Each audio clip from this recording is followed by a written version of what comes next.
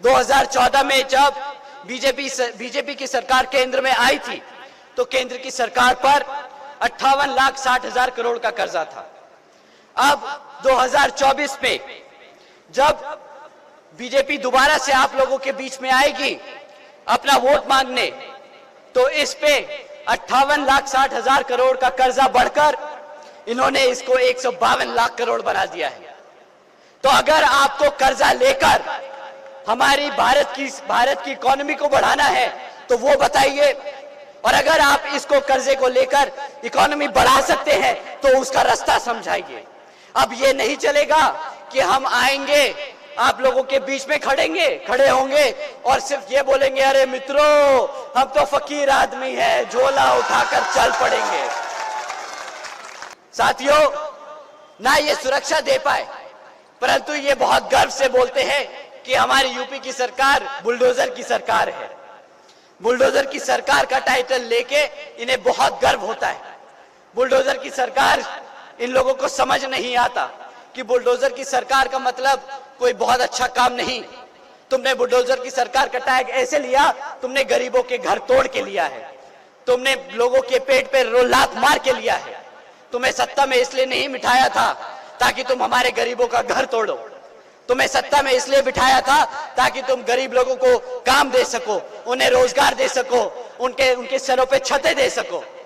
ये बेचारे मूर्ख लोग सोचते हैं कि बुलडोजर का टाइटल मिल गया है तो बहुत फख्र की बात है। बेशरम लोग समझते नहीं कि गरीबों के पेट पर लात मारने का काम किया है।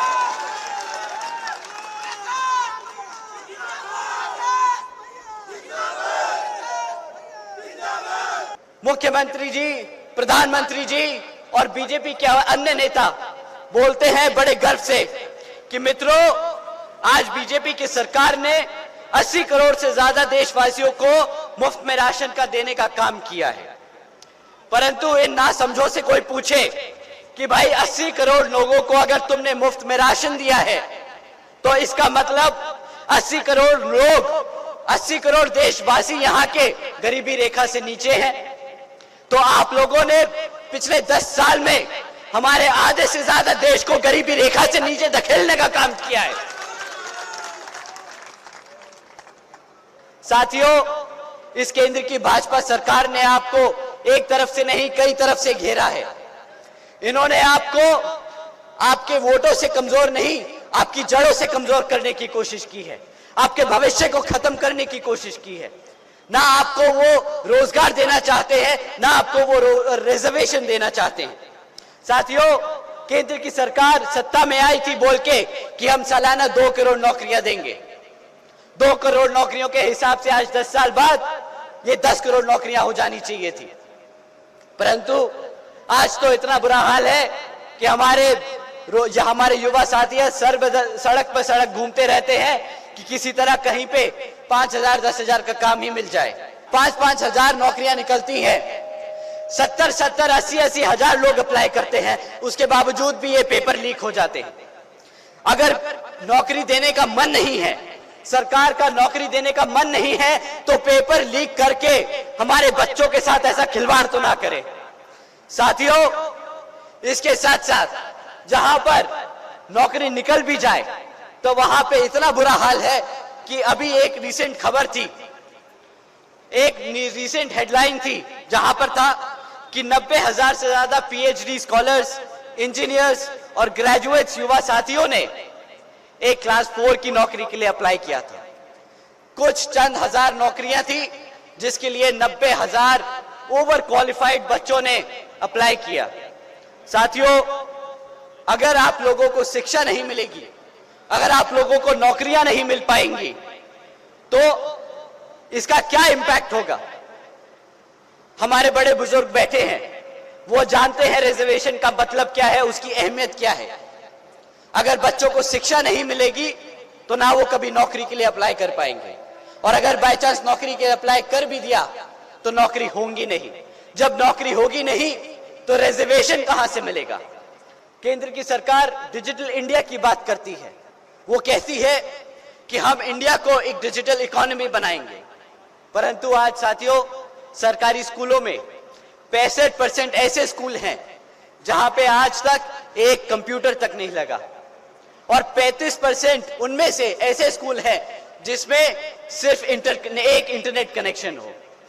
साथियों, जब आपके बच्चे कंप्यूटर चलाना नहीं जानेंगे, जब उन्हें इंटरनेट की व्यवस्था नहीं होगी, तो कहां से वो सीखेंगे डिजिटल इंडिया, कहां से वो सीखेंगे नई टेक्नोलॉजी के बारे में। आज सरकारी स्कूलों के बारे में बात करते हैं। शिक्षा सबसे जरूरी, हमारे आने वाले भविष्य की नींव है शिक्षा। साथियों, पिछले 10 सालों में सरकारी स्कूलों में पढ़ रहे आधे से ज्यादा बच्चे आज अंग्रेजी नहीं बोल पाते। आप उनसे अगर भी बोलिए कि अंग्रेजी में 1-2 लाइनें सुना दो, तो बेचारे बच्चे आज अंग्रेजी की भाषा नहीं समझते हैं, ना बेचारे बोल पाते हैं। वैसे तो मोदी जी जाके बोलते हैं कि हम इंडिया को ग्लोबल इकोनॉमी बनाएंगे, परंतु उनसे पूछिएगा कि अगर हमें यूनाइटेड स्टेट्स, यूनाइटेड किंगडम या यूरोपियन अदर कंट्री से काम लेना है, तो हम उनसे किस भाषा में बात करेंगे? वो तो आपसे हिंदी में बात करने से रहे, आपको तो चाइना से भी काम लेना होगा।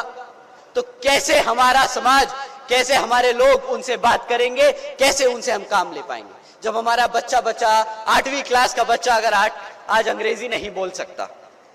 साथियों, 8वीं कक्षा के बच्चों का तो आज इतना बुरा हाल है, बेचारे प्लस माइनस मल्टीप्लिकेशन नहीं कर पाते। ये मैं अपने मन से नहीं, सरकारी सर्वे और रिकॉर्ड के डेटा को उठा के बोल रहा हूं। कहीं आप समझो कि मैं भाजपा की बुराई कर रहा हूं। ये फैक्ट्स और फिगर हैं। साथियों, आपके सामने लाल टोपी पहन के भी कुछ लोग आएंगे, हमारे समाजवादी पार्टी के विपक्षी लोग। वो बेचारे ज्यादा कुछ तो कर नहीं पाए अपने 5 साल के शासनकाल में, इसलिए मेरे पास उनके लिए बोलने के लिए ज्यादा कुछ है नहीं।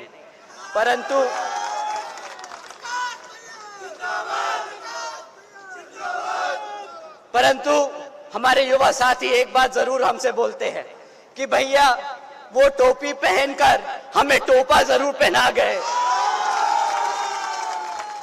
साथियों, बीएसपी ने आज तक कभी भी किसी धरना सेठ से पैसा नहीं लिया है, कभी भी नहीं किसी एक धरना सेठ से पैसा लिया है। आप जानते हैं, बीएसपी केवल यहां उत्तर प्रदेश में ही नहीं बल्कि पूरे देश में बड़े बड़े पूंजीपतियों से पैसा लेकर नहीं, बल्कि अपने कार्यकर्ता, अपने कैडर, अपने समर्थकों के तन मन और धन से ये अपने इलेक्शन लड़ती आई है और आगे भी लड़ती आएगी। तो साथियों, ये उनको मुंह तोड़ जवाब है, ये उनको सबूत है जो आपसे बोलते हैं कि हाथी का किताबों के बोझ में दब रहा है। वो 2 बोझ में नहीं दब रहा। ये पार्टी अपने कार्यकर्ताओं के धन से चलती है। कार्यकर्ता इसको अपना कर्तव्य समझता है कि अगर अपने मूवमेंट को चलाना है तो वो अपने दिल से धन देता है इस पार्टी को चलाने के लिए। साथियों, बता दो ताली बजाकर अगर ये बात सच है कि नहीं। इन्होंने पिछले 10 साल से मार्केटिंग करने का काम किया है। इन्होंने हमेशा एक के बाद एक योजना निकाली, उस योजना के ऊपर जो पैसा लगाया, वो पैसा 10% उस योजना में लगाया और 90% उसे मार्केट करने में लगा दिया। ये बीजेपी की सरकार नहीं, ये भारत की सरकार नहीं है, ये आज मॉडर्न इंडिया की मॉडर्न मार्केटिंग एजेंसी बनके रह गई है। इनका काम सिर्फ और सिर्फ अपनी एजेंसीज को इस्तेमाल करके अपनी पॉलिसीज को मार्केट करना रह गया है।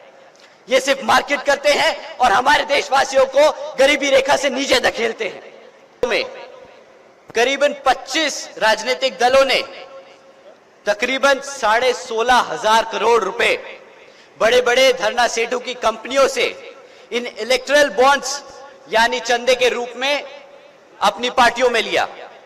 साथियों, इन 25 राजनीतिक दलों में बीजेपी, कांग्रेस, समाजवादी जैसी पार्टियों के नाम हैं, परंतु इसमें एक पार्टी का नाम नहीं है। क्या आप जानते हैं वो कौन सी पार्टी है जिसका नाम इस इलेक्टोरल बॉन्ड्स में नहीं है? साथियों, बीएसपी ने आज तक कभी भी किसी धरना सेठ से पैसा नहीं लिया है, कभी भी नहीं किसी एक धरना सेठ से पैसा लिया है।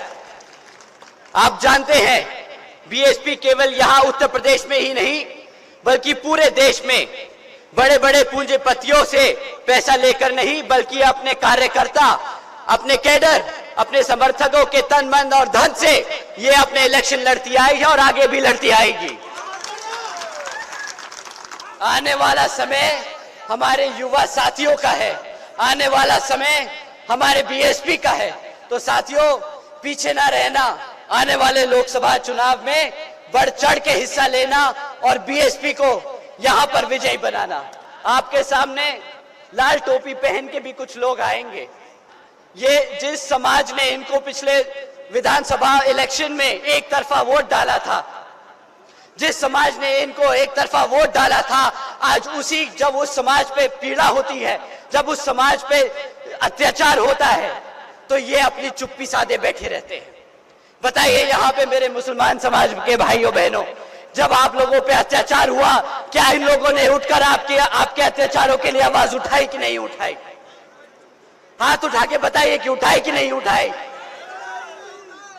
साथियों, ना ये आपके अपने हैं, ना ये आपके लिए कभी खड़े हुए थे, ना ये कभी आपके लिए खड़े हुए हैं, परंतु इन्होंने एक बात के लिए बहुत अच्छे से जम के लड़े थे। ये एक चीज के लिए बहुत जम के लड़े थे। इनके सांसद लोकसभा में सबसे आगे थे। जब रिजर्वेशन इन प्रमोशन का बिल प्रेजेंट हुआ था, ये सबसे आगे खड़े थे उस बिल को फाड़ने के लिए। साथियों, ये आपको तरक्की करते हुए देखना नहीं चाहते, ये सिर्फ संडे को क्रिकेट खेलना चाहते हैं। मुख्यमंत्री बनकर बंगलों में बैठकर इनको क्रिकेट खेलने का बहुत शौक है। तो अगर आप लोगों को काम करने वाला नेता चाहिए, क्रिकेट खेलने वाला नहीं, तो एक बारी दोबारा से इनसे सवाल पूछिएगा कि भाई, जब 5 साल तुम्हें दिए थे तो तुमने करा ही क्या है? साथियों, अगर इन लोगों की मैं कमियां गिनाता रह जाऊं तो शायद अगला लोकसभा चुनाव आ जाएगा, पर इन लोगों की कमियां खत्म नहीं होगी।